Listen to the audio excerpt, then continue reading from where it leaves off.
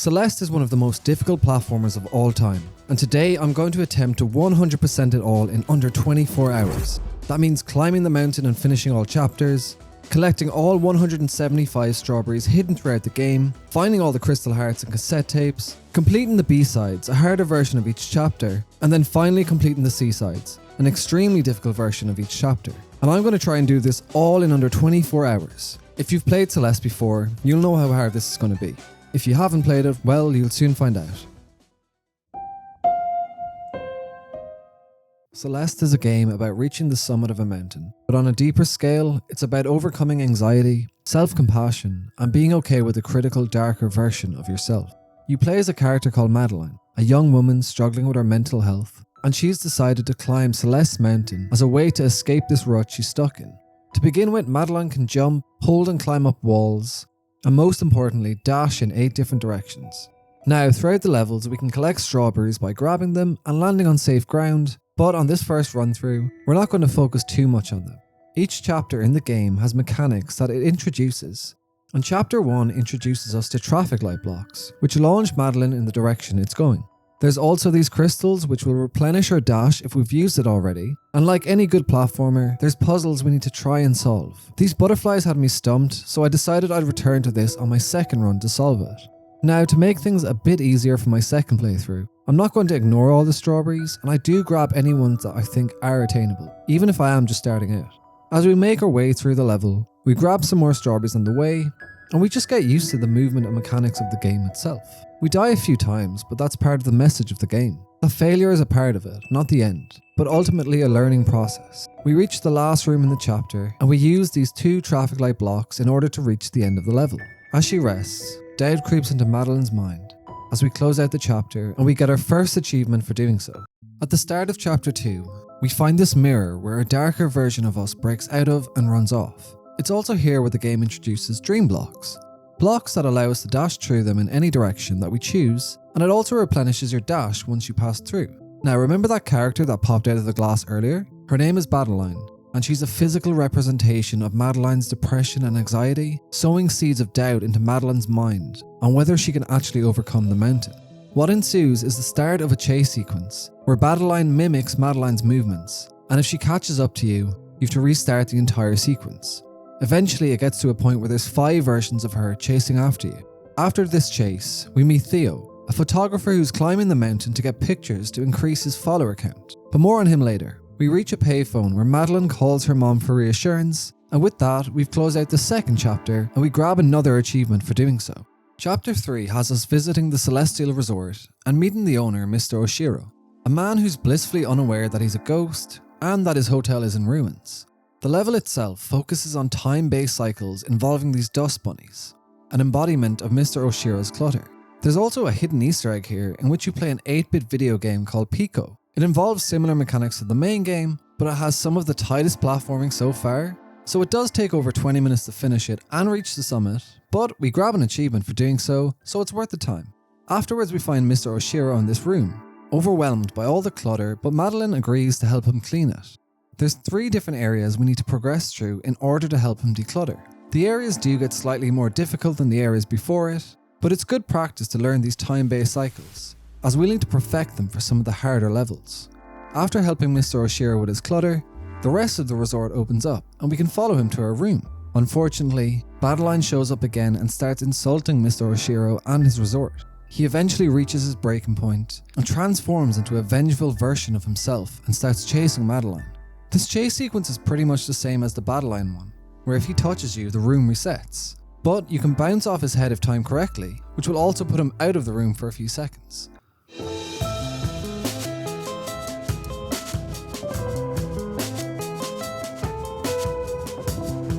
After escaping him, Mr. Oshiro eventually comes to his senses and he decides to return to his hotel. And with that, Chapter 3 is finished, and with it comes another achievement. Chapter 4 introduces a few new mechanics. The first is clouds that propel you to greater heights, but the pink clouds disappear once touched. Then there's these green bubbles which dash you in one of 8 directions, and it also introduces the most annoying mechanic in the entire game, wind. This either pushes you back or gives you a massive movement boost depending on the direction of it. And finally, these blocks we can control the direction of. All of these make for some really cool movement tech, and we'll have to learn quickly as some of the rooms here are much tougher than anything we've come across yet. In the last stretch of Chapter 4, the game introduces snowballs, which we dodge and pick up a strawberry, which turns out to be our 30th of the game so far, which nets us an achievement. The win made for a difficult and long final few rooms, but we eventually pull through and meet Theo again, who graciously reintroduces himself. Madeline and Theo board a gondola to go further up the mountain, but unfortunately it stalls out, leading Madeline to have a panic attack. Theo helpfully calms us down, and he gets Madeline to picture a feather falling and then controlling it with her breath, which leads to Madeline calming down. And with that, we've completed the 4th chapter, as well as getting another achievement for doing so. Chapter 5 introduces these red bubbles. Similar to the blue ones, they follow a set path until you either dash out of them or you hit an object. It also introduces swap blocks that also follow a path whenever you dash on screen. This chapter is also the first one where you could argue there's a set goal which involves unlocking this door. To find the key, we'll need to use these red bubbles to safely transport us through the spikes and then avoid these moving spikes, where we grab the key as we fall down. With the key in hand, we can open this locked door where we find Theo, who's trapped in a mirror, and it's time for us to repay the favour and help him this time around. We arrive in this dark area which we can illuminate to help us see better, and again we're going to need to find another key to unlock a second locked door. This key is actually a lot more easier to reach than the first one, and with the key in hand again, we can open up the second door and try and save Theo. But before we can do so, we've got to make it past this section with moving spikes, which I died to a lot. But I eventually got this run, which got me to the final room before finding Theo. But before we can find him, Madeline gets drawn into the same mirror that Theo had, and then we get control of this creature called a Seeker, which attacks Madeline but frees her from the mirror. Madeline explains to us that everything that we see is being created by Madeline, a psychological manifestation of all her worries and anxiety. The Seekers in particular create some intense moments of anxiety and chaos as they actively seek out Madeline and they destroy the environment around them. We eventually find Theo, and he's encased in a crystal, and we agree to help him as soon as we can find a way to him. The route to him, however, has some of the most difficult platforming up to this point of the game, as we have to actively avoid the Seekers.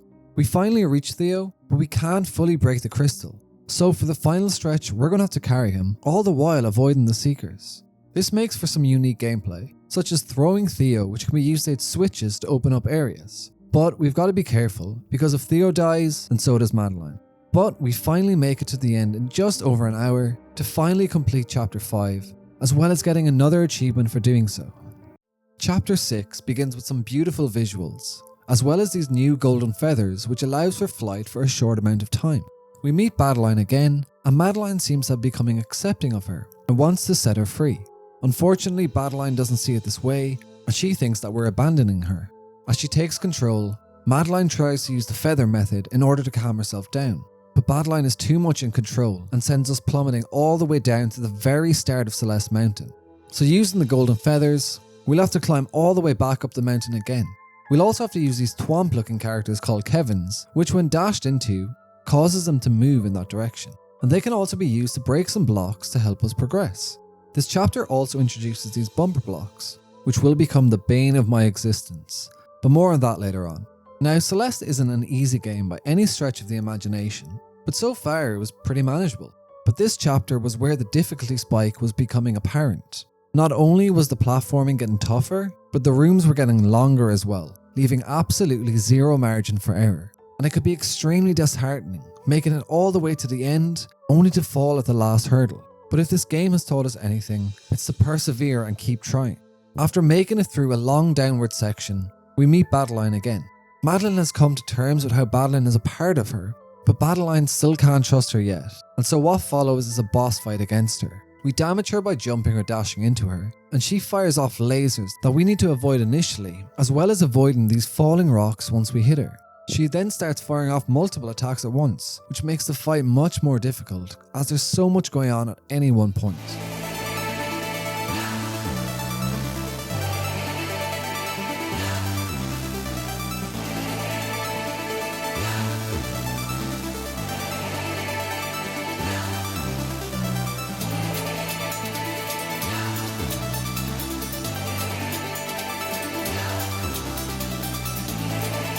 After a long fight with Madeline, we eventually win, and we ask her to team up rather than leaving her behind. as Madeline learns to embrace this side of her, and Madeline stops trying to sabotage her, and they become accepting of one another. And we level up, meaning we now have 2 dashes.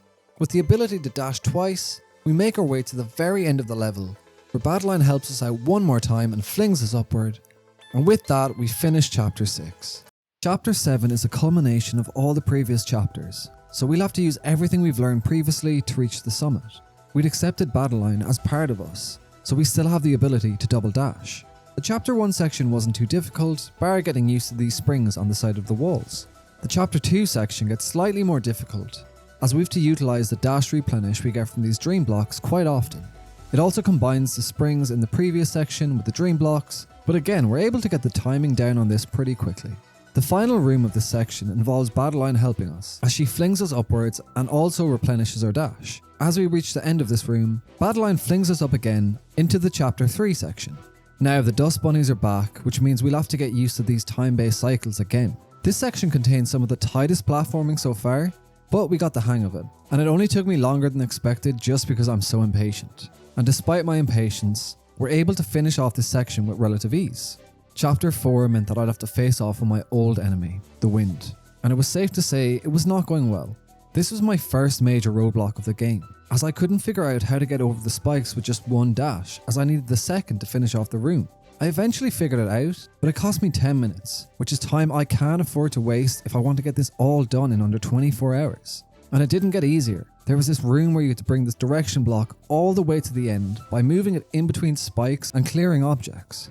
Thankfully, the last room was in sight, and we only had to deal with the wind for a small portion of the room, but it still made for some difficult platforming. But we reached Battleline, and we happily left the Chapter 4 section behind us. The Chapter 5 section was similar to Chapter 5 in that we had to grab keys in order to open the locked door that blocked our path. This was actually one of the shorter sections of the entire game, but it still had its tough moments we had to overcome, and I still wasn't properly used to those swap block movements, so some rooms were more difficult than others. The last room in particular was really tough, as we had to get our dash timing down so the swap blocks would be where we want them to be, and this last section where we dodged the spikes was tougher than it looks. But with that, we were almost there, and all that was left was to finish the summit. Now, the summit was unlike anything we'd ever faced so far, but luckily for us, they provided checkpoints, which means dying wasn't as annoying. The first section of the summit was actually not too difficult, as it wasn't anything we hadn't seen or done before. The middle section was where things were getting a bit tricky, and the platforming was getting tighter. The margin for error was getting much smaller, and being even off just by a few pixels would mean death. We also have to use our dashes in the right moments, or else we'll end up running out of stamina from grabbing walls. As it turned out, Madeline could just about make these jumps, so we were free to move on. The end section featured tighter gaps and utilised dash replenishes, but we were getting so close to our goal that we just kept going. We used golden feathers to help us navigate our way through these blue spikes, and all that was left to do was this final section before the summit.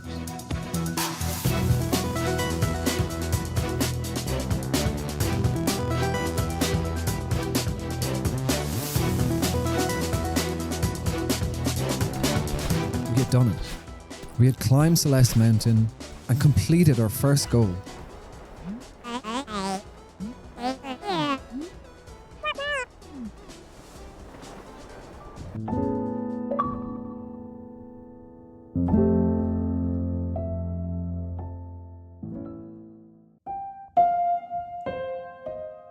Our first run through had taken us just under 5 hours, which meant there was less than 20 hours needed to collect everything else and beat the B and C sides.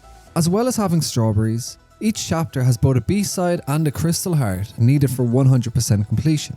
The B sides are found at the end of rhythm block rooms, while the crystal hearts are more secret and hidden away, and they often require outside the box thinking. For example, chapter 1's B side is at the end of this level, containing rhythm blocks, which is quite easy to get to as it's a short room. But the crystal heart for chapter 1 is very much hidden away. There's a room where we see 5 different coloured birds and a computer screen flashing different colours in order. At first I thought you had to dash into the point where they all converge, but if you dash in order as the colour of each bird in the sequence the computer screen shows you, you unlock the crystal heart. I would quickly find out that crystal hearts are bouncy, and thankfully I didn't have to repeat the process, as we grabbed the first crystal heart of the game and also an achievement to go with it. Now I tried my best to find everything without guides or walkthroughs, but chapter 2's crystal heart had me stumped, so I had to look it up. Now as it turns out, in Celeste, there's a mechanic where if you go between two different screens, your dash will replenish. The game doesn't actually teach you to use this, so I can see why this is one of the secrets that a lot of people have to look up a guide on. Like all the Crystal Hearts, we get an achievement for grabbing it. Now I actually grabbed the B-side for Chapter 2 on my very first playthrough, and like every B-side that will follow, it's at the end of a screen containing rhythm blocks. We get an achievement for grabbing it, but unlike the Crystal Hearts, there's only one achievement for grabbing a B-side cassette. Chapter 3's B-side is one of the easier ones to get, so we won't dwell on this too long. But the Crystal Heart is a different story. It's initially in plain sight as we help Mr. Oshiro declutter, and if we jump to this hidden passage, we see it's blocked off by the books. So you would think you just declutter the books and go back, but it's not that simple, as the rooms get blocked off once they're clear, so we actually have to go up another hidden passage and go backwards through the rooms. But now the books have been clear, so we have yet another Crystal Heart in the bag.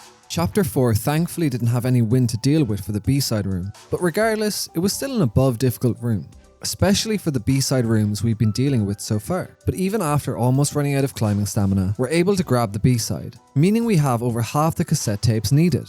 The Crystal Heart is one of the easier secrets to find. It's hidden behind this secret room, where we actually need to break a wall to reach another room it's hidden in. It initially looks just out of reach, but if anyone has played Super Mario Bros. 3, you'll notice this block immediately. For those who don't know, in Super Mario Bros. 3, if you crouch for 5 seconds on a white block, you could go behind the scenery, and here we can use it to climb the background. Super Mario Bros. 3 is one of my favourite games, so I thought this was pretty cool. With that, we grab another Crystal Heart and an achievement to go with it. Chapter 5's B-side has one difficult moment, and that's at the very start, and the rest of the room is pretty basic after that. You've probably noticed the trend so far, but the B-sides aren't that difficult to grab. The chapters are a different story, but more on that in a while. Now again, I tried my best to find the Crystal Heart in Chapter 5 without any guides, but this one would have been near impossible without a guide. You have to hold on to the key you normally use to get through the locked door, and use it on this door instead. But from here it's pretty easy, as we just have to use the swap blocks momentum to launch ourselves upwards, and with that, there's only 2 more Crystal Hearts needed. Chapter 6's B-side was found at the very start of the level by getting this Kevin block to break the wall. Shout out to Kevin for the help. 6 chapters in, and this is the first rhythm room that actually gave me a small bit of difficulty, as I died once to this room, meaning my deathless attempts at getting B-sides was sadly over.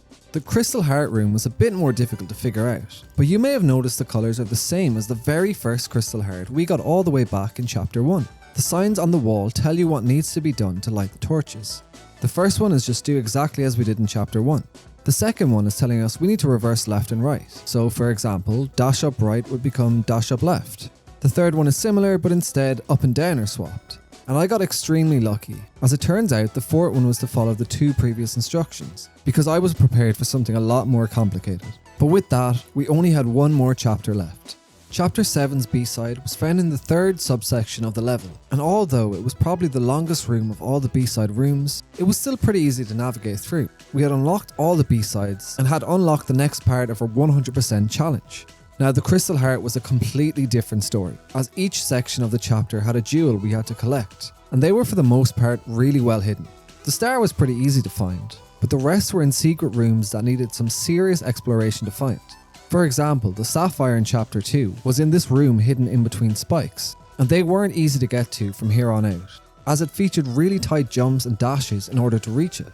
The Emerald continues this trend, as we need to break this wall to find the room, and then we need to collect all these tokens, all the while having to avoid the spikes that fill the entire floor, and we have to use these dream blocks to keep our dashes going. The topaz was actually one of the easier ones to find, and I actually found it on my first playthrough. One tight dash through the final dust bunnies, and we had our 4th jewel. The diamond was probably my favourite one to get, as it sums up what I love about these kind of games. Initially it looks like a dead end, but as we explore and we try out different things, a route opens up. There were some close calls with this section, but we managed to keep surviving, and the double dash at this point was doing a lot of the heavy lifting for us. Now that we had the diamond, there was only the pearl to get, and this was probably the most difficult to find. But we knew the red bubbles follow a set path. So I tried breaking this wall, and as it turns out, it opened a path for this red bubble, which took us all the way to the room where the pearl was waiting for us. This room was one of the longest rooms we had dealt with up until this point, and it did take me over 2 minutes to grab the pearl. But we eventually got this run, and we had everything we now needed in order to unlock the Crystal Heart, which was found at the summit, and with that, we had done it. we had another requirement finished for 100%. But there was something else we had to do before we started grabbing the remaining strawberries. So I might have lied when I said we had all the requirements needed after grabbing the Crystal Heart and B-side in Chapter 7, because there's a hidden A chapter that can only be unlocked by collecting the Crystal Hearts, and this chapter makes everything we've done so far look like child's play. To begin with, we no longer regain our dash once we touch the ground, so we need to hit these dash crystals pretty consistently. The time-based cycles and margin for error are unlike anything we've ever seen, and the rooms can switch between fire-based elements and ice-based elements at the switch of a button. That means you have to adapt literally within a split second, as a block that may have collapsed underneath you now instead flings you across the room. And if all this wasn't bad enough, these bumper blocks make a very unwelcome return. This chapter also features some of the tensest moments in the entire game, as a prominent feature of this chapter is the chase sequences, where either the lava or ice is rising up from the bottom of the screen. Add in the fact that unless we grab dash crystals, we're limited to just 2 dashes per room, and this makes for the most difficult portion of the game by far. Now, even with all those limitations, the worst thing about this chapter was the length of the room compared to what we were used to. One mistake at the very end could be costly, but we eventually make it through this section to the end section of the chapter, and things would not get easier.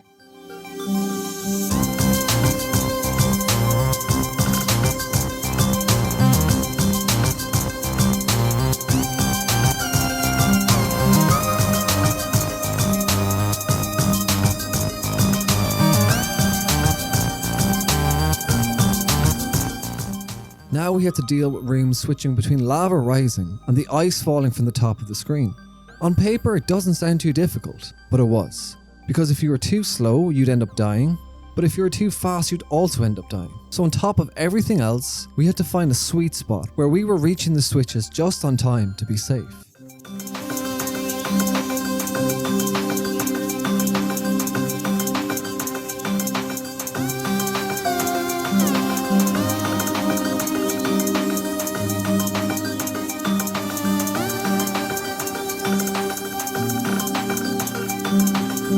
Now luckily for us, the B-side tape and the Crystal Heart were not missable or hidden away, and we're actually on the linear path to completing this chapter.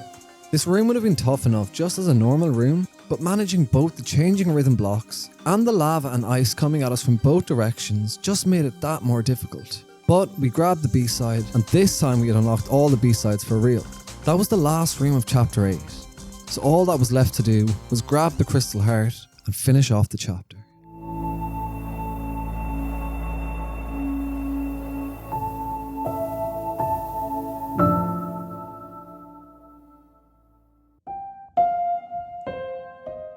Now, although we had all the B-sides unlocked, we still needed to grab all the strawberries, as my thinking was the B and C sides would be more time consuming. We had actually done a lot of the groundwork, grabbing strawberries when we replayed the chapters when getting the cassette tapes and Crystal Hearts, so this wouldn't take too long. So let's go all the way back to the beginning. The game thankfully has a system for strawberries that you can track quite easily. A red circle is a strawberry we picked up on this run, a blue one means that we got it in a previous run, and a dash means we're missing that strawberry. As you can see here, we picked up this blue strawberry and the blue circle changed to a red one, so this will make my life a lot easier searching for the remaining strawberries. Our first new strawberry was our 69th, so you know, the law requires I have to show this one. Now just because it was chapter 1, it doesn't mean it was going to be an easy task. We have to contend with not having double dash again, so it's not going to be as easy as it sounds. Some of the strawberries did require some difficult moments of movement and precise platforming and jumps, but for the most part it was pretty easy compared to what we've gone through. Grabbing this strawberry was our 80th so far, which means we unlocked an achievement for getting it, and the last strawberry in the chapter required us to hit all these dash crystals, but once we did so, we had unlocked all the strawberries in chapter 1. Chapter 2 strawberries were interesting, as a lot of them were hidden away either behind breakable walls or dream blocks, but the majority of them had the added difficulty of being on the path when Battleline first appears and chases us, which just made those strawberries that much harder to get, and this chase sequence led to some very close calls. But honestly, I enjoyed it. It just made it that more tense but rewarding. And speaking of tense, this strawberry here where 5 versions of Battleline were chasing us had me on the edge of my seat the whole time. I tried everything and it just seemed impossible. But that's what I love about the message of this game. It encourages you to fail and just keep trying. And even when it looked like I failed another attempt to get it, it actually turned out to be the time I grabbed the strawberry. After that exhilarating chase with Battleline, we grabbed the last strawberry and closed out Chapter 2.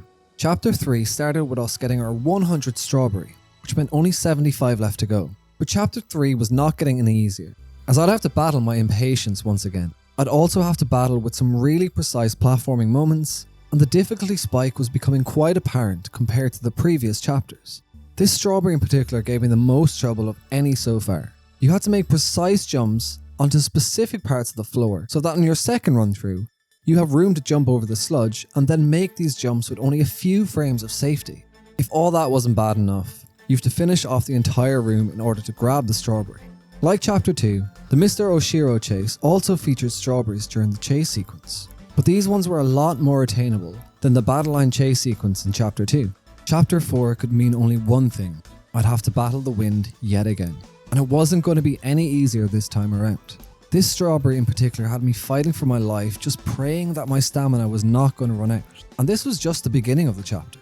This strawberry was infuriating to get, as we had to pick up 4 seeds to create the strawberry, but we had to contend with the wind yet again. And then there was this wing strawberry that flies off if you dash that just seemed impossible to get, as we'd be out of stamina once we grabbed it, but we did eventually figure out how to get it.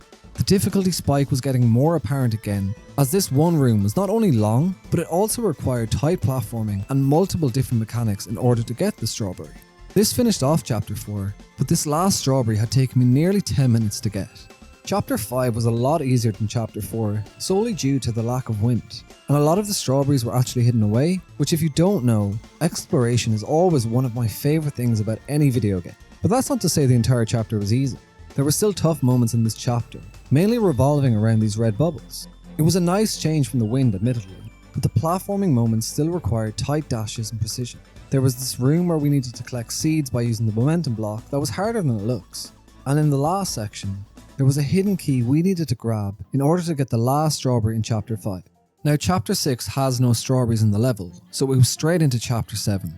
Now Chapter 7 had 2 strawberries in particular that were by far the toughest challenge yet. The first was in the 3rd chapter section, and it involved hitting all these 4 tokens to open up the way to the strawberry, but I struggled big time with it. I think I died in all the possible places until I got this run, but that would be nothing compared to this strawberry, which not only required possibly the most precise timing yet, but it also required frame perfect platforming in order to have any chance of even touching the strawberry. Now I was expecting the worst from this strawberry, but thankfully it only took me 5 minutes in order to get it. And the rest of the strawberries were a lot more manageable after these 2.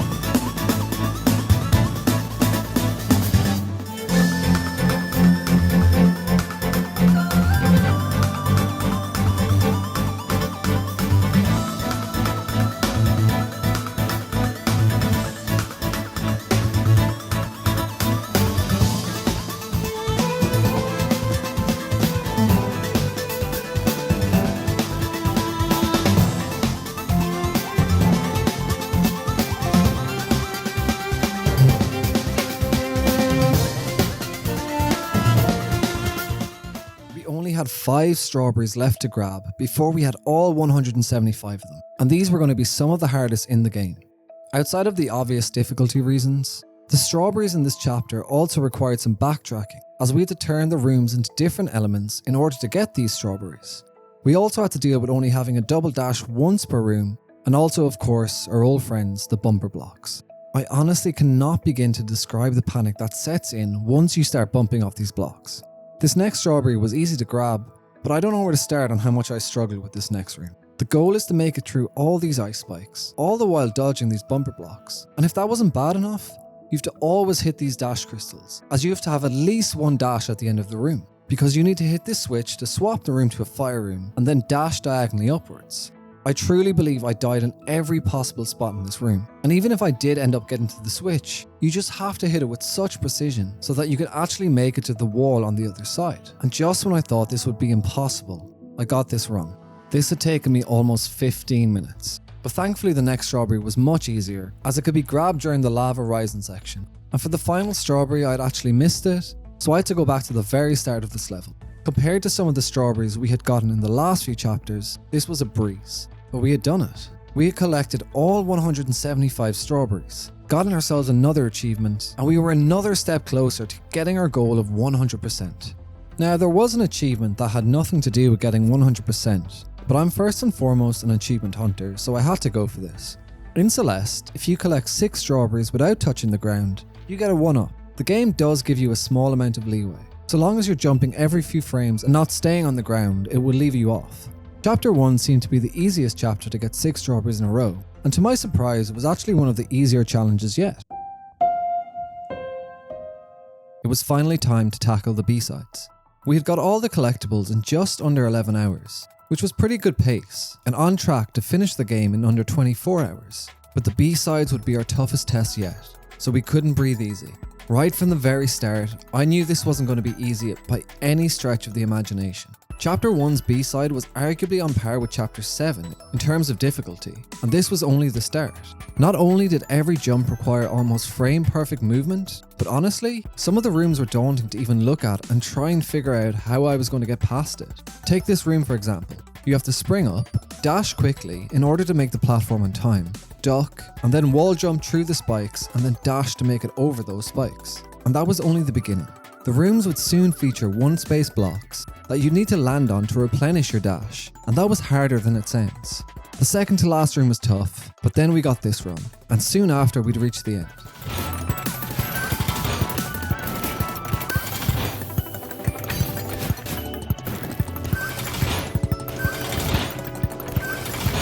Every B-side ends with a rhythm room just to make it that much harder, but we complete our first of 8 B-sides.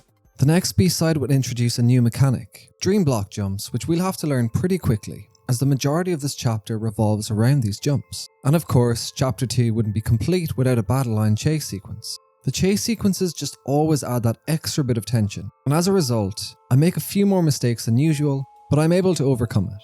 And then this happened. Somehow didn't die, and we moved on to the final portion of this B-side. One thing we had to adapt to was wall bouncing, as we still only had one dash at this stage. And of course the chapter had to throw 5 battle lines at us before we could progress, but surprisingly it was actually one of the easier rooms of this B-side. The last room had some very close calls with spikes, but we make it through with relative ease. And then the rhythm room was more annoying than difficult, but thankfully we didn't have any trouble with it, and we picked up another crystal heart. Chapter 3 would mean I have to contend with time-based cycles again, which I don't do well with because I'm just really impatient.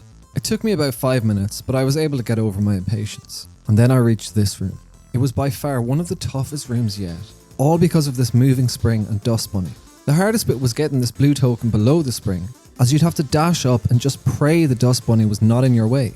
And if you got the last token, you'd have to hit the spring one last time in order to get your dash back.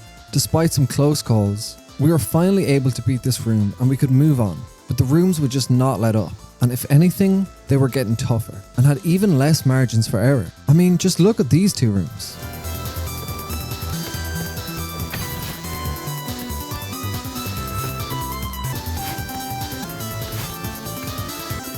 And it got worse, as we'd have to deal again with Mr. Oshiro.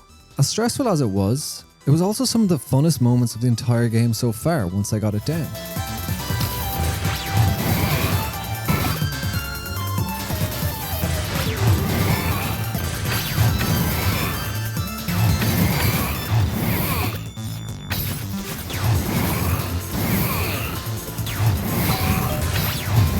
After finally shaking off Mr. Oshiro, all that was left was the rhythm room, which was one of the toughest ones we had faced, as the springs were part of the rhythm blocks. Despite a few failed close attempts, including this one where for some reason I decided to dash straight into the sludge, we were able to get this run, which led to us beating our third B-side. Up next was Chapter 4, and you already know I'm going to have beef with the wind. But first, we'd have to get through some of the tightest platforming yet. There were also walls to break, bubbles to jump out of, walls to jump off, and unfortunate deaths to overcome. And if that wasn't tough enough, we had to control these platforms, and if we were even off by a frame, it would break. All the while jumping over spikes, using bubbles in order to keep up with the platform, and then after all that, die in the most ridiculous way yet. And that was even before we got to the wind. And it was time for yet another battle with my old nemesis, and this was going to be the toughest battle yet. But I was prepared this time around, or so I thought. This room not only had wind, but a spring, meaning I had to pray that the spring would be in the right place, or else I would plummet. The wind tried its best, but I was able to pull off this run and barely survive.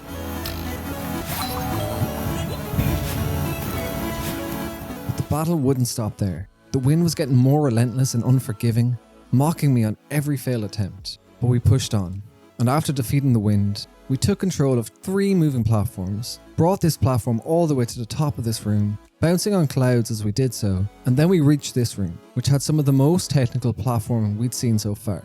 But that was nothing compared to the final room before the rhythm blocks. Not only did we have to do multiple bubble dashes consistently, we had to deal with the wind one final time, land on these platforms that would break when stepped on, and after all that, the wind played one final trick on us by stopping and almost killing me. But there was nothing the wind could do to stop me from grabbing the heart and finally finishing Chapter 4's B-side. Returning to Chapter 5 would mean we'd have to collect keys and deal with swap blocks once again. Thankfully it wasn't as tough as Chapter 4, and after a few attempts, we got used to the movement of the swap blocks. One thing I liked about Chapter 5 was how it tied together all the mechanics seamlessly. The traversal with the bubbles was also super satisfying once I was able to do it properly. The swap blocks were a different story, as their timing was a bit more difficult to get used to, but again, super satisfying when I got the timing down. The first major roadblock we faced was this room with moving spikes. We'd have to make split-second decisions to get past them, and the margin for error was extremely high. Forget wind, I had a new enemy in these moving spikes. It took some time, but we could finally move on to the final portion of the chapter, where I reached my next roadblock. This was a vertical room, so we couldn't properly see what was ahead, and it really became more a muscle memory portion of the chapter for me, and even then the platforming was tight. Being off by even a few frames meant we had to restart, but thankfully we didn't have to dwell too long on this. And then came the secret portion. All I can say is at least these secret rooms were short, because they were so frustrating at times. This room where I had to get the secret to destroy these red walls actually had me flustered. I mean, look at this. We finally got the secret to destroy these walls, and then it was on to the most frustrating section of the entire game. Having to carry this wannabe influencer through this portion was by far the most infuriating thing in the game. All this just for the gram. And if that wasn't bad enough, Theo dying would mean we die also.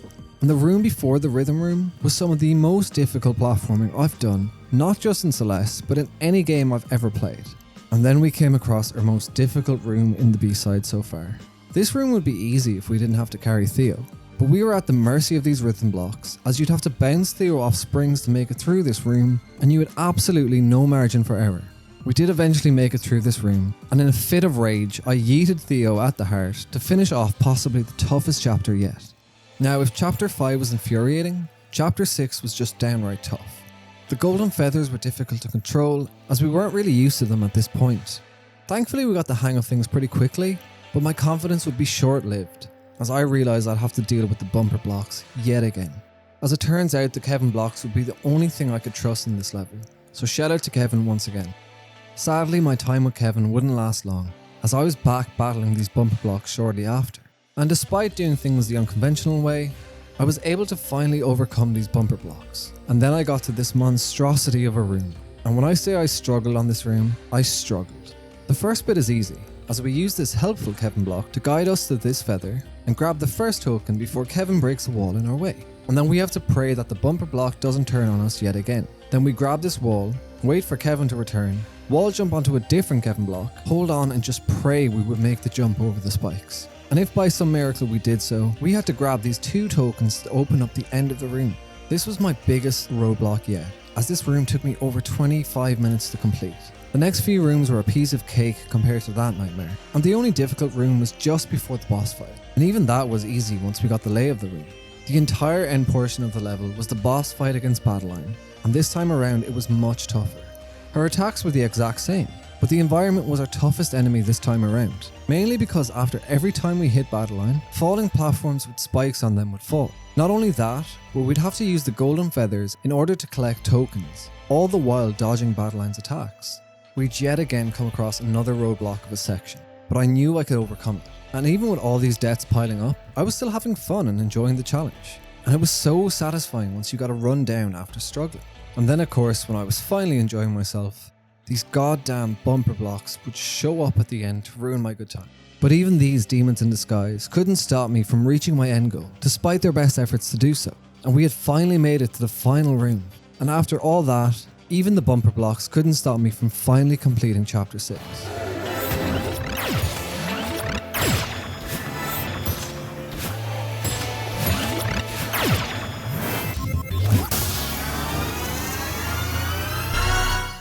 We got our double dash back in Chapter 7, so I was hoping this would make things easier. Spoiler alert, it didn't. I mean, these clips were from the very start of the level, and they required some extremely tight platforming. Like the original version of Chapter 7, we'd have to make our way through subsections of every chapter again, but it was going to be much tougher this time around. I mean, just look at this entire spike section requiring us to do consecutive wall jumps, and that was just Chapter 1. Chapter 2 wasn't shaping up to be any easier. It was shorter at least, but goddamn was the last room tough. It was full of spikes and required fast inputs to make sure we went in the right direction of the dream blocks. It took me a while, but we safely made it past the Chapter 2 section. Chapter 3 could only mean I'd have to battle my impatience once again, and honestly, I think I was getting better at it. And then I got to this room, and everything went out the window once again. Panic was setting in, and I was making silly mistakes. But thankfully this game lets you make as many mistakes as you want, as long as you learn and keep trying, and we make it through in the end. You know what? I'm not even going to mention it.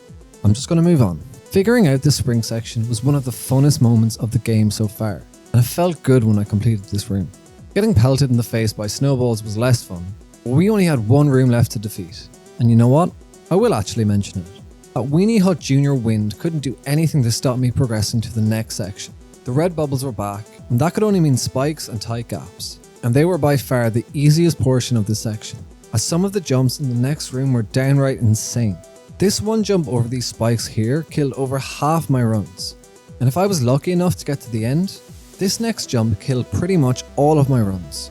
Frustration and mental fatigue were kicking in, but I thankfully was able to complete this section and move on to the final room.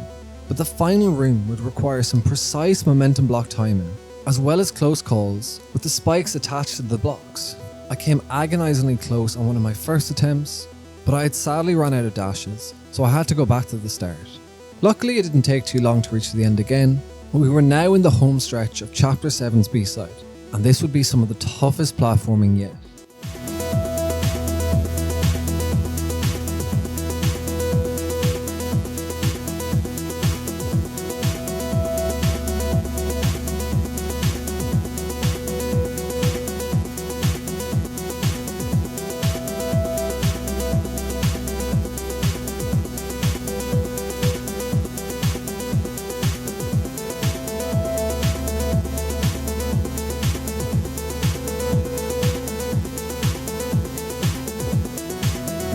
After all that we'd been through, the game decides to throw a spanner in the works as it introduces a new mechanic called wall bounces. You'd have to dash frame perfectly off the side of the wall, and it would bounce you upwards, giving you more height, but it was taking me a while to get used to it. The entire end portion consisted of these wall bounces, so we had to learn this technique pretty quickly. And then I got to this checkpoint which just had me stumped. I had a rough idea of what to do, and I tried different ways to achieve it, but I just couldn't do so. I was getting so close to the end, but the wall was always just slightly out of reach for me. As it turned out, You needed to go under the spikes and wall bounce each time, but even that input needed to be so precise. But all we had left to do was some more tight platforming involving these clouds, making sure we avoided the spikes, and with one last wall bounce, we were pretty much there. But first we had to overcome the rhythm room, and my god was it tough. Not only were the jumps tight, but this end section required split-second timing to make it through 2 different rhythm blocks. But from there it was easy sailing, and we had finally done it. We had completed Chapter 7's B-side, and that meant there was only one more B-side left for us to complete. We were so close to finishing off all the B-sides, but we had to deal with fire and ice once more. As a reminder, in this chapter, once we used up our dashes, we could no longer regain them from touching the ground. But instead, we had to use the dash crystals to get them back, and these switches would change the element of the room depending on what it was before we touched it. Chapter 8 was by far the toughest chapter originally, and with all these constraints, the B-side was no different. The ability to not regain our dash was probably the hardest thing to get used to in this level, as we really had to think when to use our dash, and the platforming was levels above anything we had faced so far, and that's not to mention the return of the bumper blocks yet again. Honestly, I think the majority of my deaths have come from them. And as we all know by this point, I'm very impatient, so this room here was going to be a nightmare for me. These flames followed a set path and were very close to each other, meaning we had absolutely no margin for error. The few times I made it past the original 2 flames, I would always fall to the last flame, and the more I died, the more impatient I would get. This room would take me over 5 minutes to defeat, which was quite a long time for such a short room. I knew I was ahead of pace, but I couldn't afford to make mistakes like these, and the rooms were not letting up. Just look at everything we needed to pull off in this room. The concentration required for these rooms is actually insane, because if you don't focus for every single second, mistakes like this happen. Thankfully it didn't take us too long to get back here and we could move on. The next few rooms would contain some really difficult platforming moments, but with that we got to the final section. And as insanely difficult as it looks, and don't get me wrong, this entire section here was by far the toughest platforming of the game so far, it was also the most fun I had had up until this point of the game. Honestly, once you get into the flow of things, this game may be unmatched as a platform. I've said it a few times in this video, but there's rarely frustration when you die, even at the very end, because you're still learning and figuring out how to navigate the level, which I think is a nice metaphor for how the game shows you Madeline's story. I think the rhythm room is a great example of this, as where normally you die if you fall off screen, here it's used to progress through the final room. I think that sums up Celeste perfectly. What actually looks like failure is progress in disguise. And after everything that was thrown at us, all the wind, the bumper blocks, we were still standing and had actually come out on top. We had finally finished off all the B-sides, ticked off the second to last requirement, and now we only had one final obstacle left to overcome. Everything we had done up until this point, climbing the mountain, collecting all the strawberries, finishing the B-sides, everything had led up to this moment. Finishing the C-sides would be our toughest challenge yet. Now, as tough as they were going to be, each seaside only has 3 rooms we need to get through, but they're the most extreme version of each chapter. We were going to have to use everything we had learned up until this point and more to overcome them. The first room would have us doing frame perfect jumps off these traffic blocks, sometimes multiple in a row with little breathing space. And although there were only 3 rooms in each chapter, most of them were long and technical rooms. So it wasn't a bad idea to scout and plan out our route for each room before doing some trial and error. Emphasis more on the error, but that was okay, as I was really looking forward to this challenge. The last room of each seaside was more often than not the most difficult, and to really showcase how monumentally difficult these seasides are, I'll play out the final run that leads me to beating each of the final rooms. Chapter 1's revolved around using the traffic blocks to make these tight jumps, culminating in one final jump that requires extremely precise platforming. Don't get me wrong, it was extremely tough, but I was surprised at how quickly I was able to do it. The last jump is daunting, but we had beaten our first seaside in much shorter time than I had anticipated, so I was hopeful for the upcoming seasides. Chapter 2 starts off with a new mechanic called dream grabbing, where you exit the dream block and grab onto it instead of jumping, which makes for a very easy first room. The second room is tougher as we've 2 battle lines chasing us, which as always adds some tension, but despite a very close call with battle line, we're easily able to beat this room also. The final room, however, looked extremely daunting, as we scouted out the entire room with 14 dream blocks, spikes everywhere you looked, tight platforming and multiple tokens to pick up. And from the get-go it was really precise, as the spikes covered every portion of the dream block bar a small bit of it. And even if you did pull off these tight jumps and dashes, You had to pull off multiple dream block jumps, which could be tough to get the timing down on consistently. Then you'd have to do multiple tight dashes in a row, but like every difficult obstacle in Celeste, once you get the timing and technique down, it makes for some incredibly fun and rewarding gameplay. After doing multiple dream jumps on my first attempt of making it this far, we had finished off chapter 2 in a very quick time. We started chapter 3 in the worst possible fashion, dying on the very first obstacle, and I knew these time-based rooms were going to test my patience. I quickly found out that diagonal dashes were my best chance of progressing, but the timing was still quite difficult to pull off. The next room was even tougher, as you had to jump from these falling platforms as well as dodging the dust bunnies that were scattered throughout the entire room. The hit detection of the platforms were very small, so you'd have to make sure your jump was above it to have any chance of landing on it. And even then, controlling the platform's decline was tough, due to the time-based cycle of the room. It took a lot of mini hops to get us from falling to the bottom of the screen, but thankfully we were able to progress through by the skin of our teeth and move on to the final room. The final room looked quite daunting, but I thought it wouldn't be too difficult once we were able to get the timing down. But then I jumped, and of course Mr. Oshiro was back for revenge. This only added to my panic, and I was making silly mistakes yet again.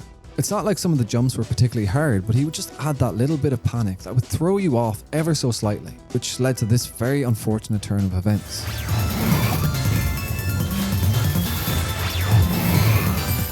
But I was making good progress, and getting to the end pretty much every run, so I knew it was only a matter of time before I got a winning run.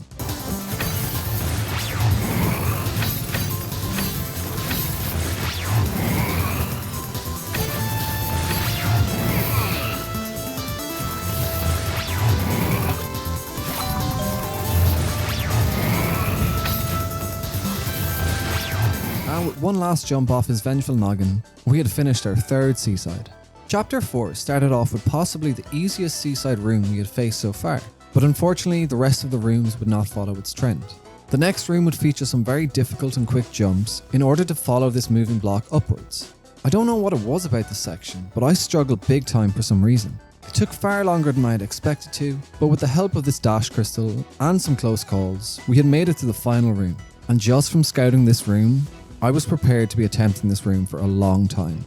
Not only were there pink clouds that disappeared after jumping on them, there were tight bubble platforming moments ahead, crumbling blocks that got smaller each time you jumped off one, and that was all before the wind showed up, and I just knew it would. And there it was, right on cue, causing me my first doubt of the room. Another difficult mechanic about this room is that it was wind that pushed us forward, whereas the majority of the wind rooms were always pushing you back, so I had to learn to adapt to it. It meant learning how to use my dashes in a way I normally wouldn't, and this was causing me some trouble. And as we got further into our runs, there was even less margin for error, as the dashes needed to advance had to be perfect. But I was getting the hang of things, and then I slipped at such a crucial moment. It was heartbreaking because the end goal was right in sight, but I wasn't going to let that deter me.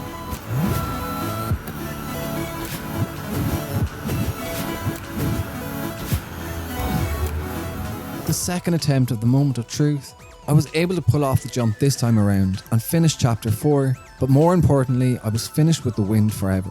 Now chapter 5's first room actually posed a challenge unlike the previous chapters. We had to jump off these swap blocks and progress by hitting the dash crystals, and getting the proper height needed was proven to be a bit of a challenge for us. Believe it or not, but this room actually took me the longest of the 3 rooms to beat, so I was glad to get the hardest one out of the way. The second room was much shorter and it did look easier, as we'd have to launch ourselves off this first swap block and then grab the second one. But it wasn't long till we were able to get the timing down and move on to the final room. I was ahead of my 24-hour goal, so I thought it'd be fun to go in blind to this final room. I soon figured out there was potential for a wall bounce, so the first section was figured out, but the rest would be a bit more difficult. It would also require wall bounces, but the timing left little room for error, as there was less than a few seconds where the second wall bounce was possible. And after that came an even tougher wall bounce surrounded by spikes. Somehow on my first attempt at the end section, we were able to get this run. And even after all these dashes, I was surprised the game didn't have one last trick up its sleeve. But I was grateful it didn't, as we had finished our 5th seaside. The bumper blocks sadly returned in chapter 6, so I knew I'd have to overcome yet another enemy to beat this chapter. It was a difficult first room with some tight platforming moments, but thankfully it was a short room. The next room was much more difficult, because it was a vertical room, and unless we had made it far enough before, we couldn't really tell what would be coming up next. It also featured golden feathers, and I was just never really comfortable in using them. And honestly, a lot of my runs ended at the very start of this room because of the feather's movement. But this room was a breeze once we got used to controlling the feather, and we could move on to the final room. And scouting out the final room, I was delighted to see our old friend Kevin, but my heart sank as I looked at the final section of the seaside and saw that the end portion contained 6 bumper blocks, and I knew I was not going to have a fun time here. We first had to use Kevin to make our way through the first section, and the timing was extremely tough. And even the first time I pulled it off, I thought it would be impossible as you just fall straight into spikes. As it turns out, you have to bump off them diagonally, but even then you have to pull off another dash straight after, and you have little to no time to rest in order to make it. Despite all the deaths, I was still having a blast playing this section, as the technique and movement required for it was so fun to pull off. And then we made it to the bumper block section. Thankfully, the game gives you a checkpoint at this stage of the room, as having to do everything before this and then maneuver through 6 bumper blocks would be insane. But it wasn't as bad as I initially thought it would be, and I was actually making good progress. This one particular section here was catching me out, however, and I just couldn't find a way to overcome it, and it was frustrating me. The wall bounce was just that few frames out of reach, and just as I was losing hope, I pulled off this run. Once we had made it past the wall bounce, I had to compose myself for the final jump, but we had done it. We had defeated the bumper blocks, and we had finished Chapter 6 of Seaside. The first room in Chapter 7 required multiple wall bounces in a row, a mechanic I was still not properly accustomed to, so it took a few attempts to get it right. And the next room looked tough, as you had to time your dash to hit a falling spring, and then dash onto the platform that was activated by the token we grabbed. But to my surprise, I was actually able to clear this room in under a minute. And after these 2 rooms, I was feeling confident. But nothing could have prepared me for the final room of this seaside. Just from scouting the room, I knew this was going to be a monumental task. I mean, I was struggling getting through even the first portion of the section. And it's not like the platforming got any easier as you progressed further. If anything, the room got progressively harder as you got further. Most of the seaside rooms had maybe the most difficult bit in the middle or at the start. I hadn't faced a room that got progressively more difficult as it went on yet, and that just added pressure to an already difficult battle. Each time I would make it as far as I'd gotten, I would panic and make a silly mistake as the pressure built. And it's not like I was getting consistently good runs. A lot of my runs would end at the very start of a room. That's just how difficult this was. It had taken me almost 20 minutes to get to the end of the first section, and even when I did, I crumbled under the pressure. And then I got to the pink cloud that would be the next enemy in the long list of enemies I'd gathered in this game. You have to land and jump off this cloud right on the very edge, and then immediately start moving back to have any chance of jumping over the spikes. I was actually getting here pretty consistently now, but this cloud was seemingly impossible to maneuver. But I got this run where I got over the spikes, but the concentration required was draining me mentally, and I yet again made another silly mistake and panicked. But I was making good progress, and I could see the finish line in sight, but I just couldn't get through this dash section for the life of me. And then finally I got this run.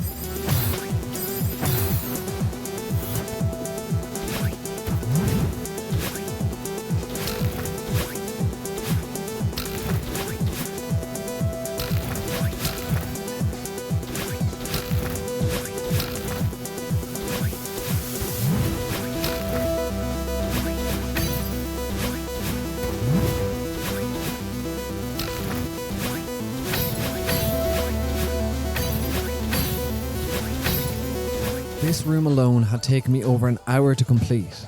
With only one seaside left, I was getting closer and closer to my goal of 100%ing Celeste.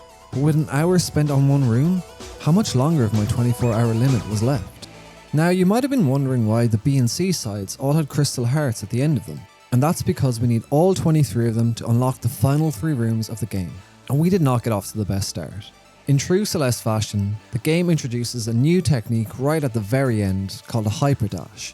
This allows Madeline to jump further, but the timing of this technique is incredibly tough to learn. I struggled to pull off even one of these dashes consistently, but to progress to the next room, I would need to pull off 3 of these in a row. It was difficult, but we got it done eventually, and we moved on to the next room. And this room would be just as difficult, but for different reasons. These blocks would launch you once you touch them, and you would have to be inch perfect with where you landed or grabbed them. And if that wasn't bad enough, once we got to the final portion of the room, guess who showed up again? And if you remember, every time we play Chapter 8, we only have 2 dashes unless passing through a crystal. So things that normally replenish our dash don't exist in this level. I was struggling with the launches, but I was still on good pace. and I was able to overcome the bumper blocks to make it to the final room in the entire game. And this room was going to be the biggest challenge yet. I mean, I've sped up this clip of me scouting the room to double speed, but it took me 20 seconds just to check out the entire room. And remember, no dashes unless we pass through a crystal. And I don't know if you saw, but after all of this, we have to use the hyper dash we only learned 10 minutes ago to finish off the room. And straight away I knew this was going to be a daunting task.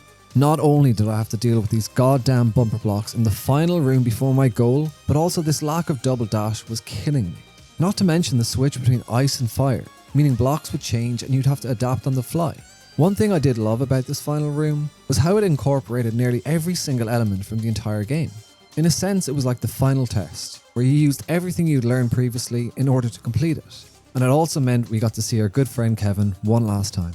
I was making good progress, but there was always either the lava or ice closing in on me, so I was making silly mistakes yet again, mistakes that I normally wouldn't be making. Despite all these mistakes, I was doing a lot better than I thought I would originally.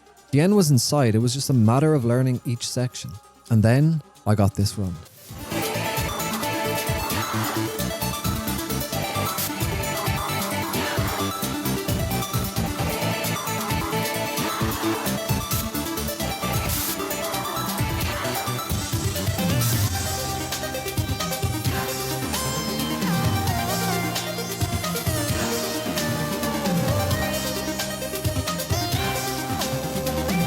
And I fell right at the last hurdle, not realizing it would take 2 hyper dashes to make it to the end.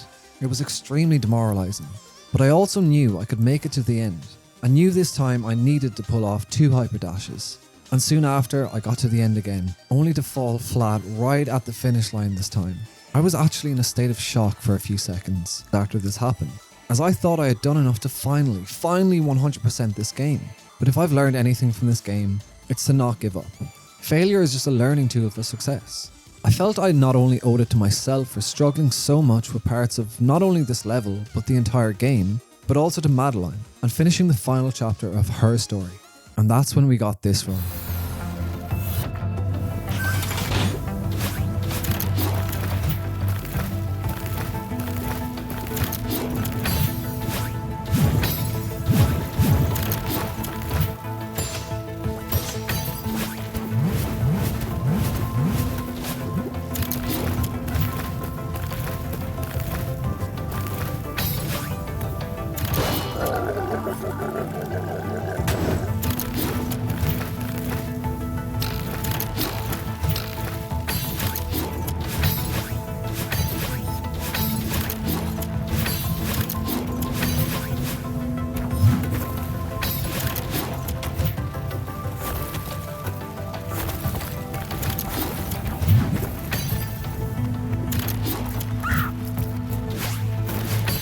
We had done it. We had done everything the game has to offer, and we got the final achievement as our reward. We had completed Madeline's story in its entirety, and it's been an amazing journey. From the very first level, collecting all the strawberries, figuring out this game's puzzles and mysteries, reaching the summit of the mountain itself, finishing all of the B-sides, and now finally all the C-sides also. And most importantly, completing Madeline's story. But had I done it in under 24 hours? As it turns out, we had completed everything this game had to offer in just under 20 hours. And what an experience it was. This game is honestly one of a kind. After seeing everything this game has to offer, I can't think of a single fault. For me, it's one of those modern masterpieces, and it may be in my top 5 games of all time. If you haven't already, just do yourself a favor and play the game. You don't even have to 100% it, but just experience Madeline's story for yourself. Now, Madeline's story isn't completely done, but I'd rather know if people wanted to see the DLC instead of me just throwing it in at the end of the video. So if you'd like to see me finish Madeline's story, let me know down in the comments. Without giving too much away, I tried to finish the DLC in under 4 hours, and let's just say it wasn't as straightforward as you would think. I'll leave that interpretation up to you. But thank you if you've made it this far, and yeah, play this game and experience it for yourself. Thanks again for watching, and I'll catch you all in the next one.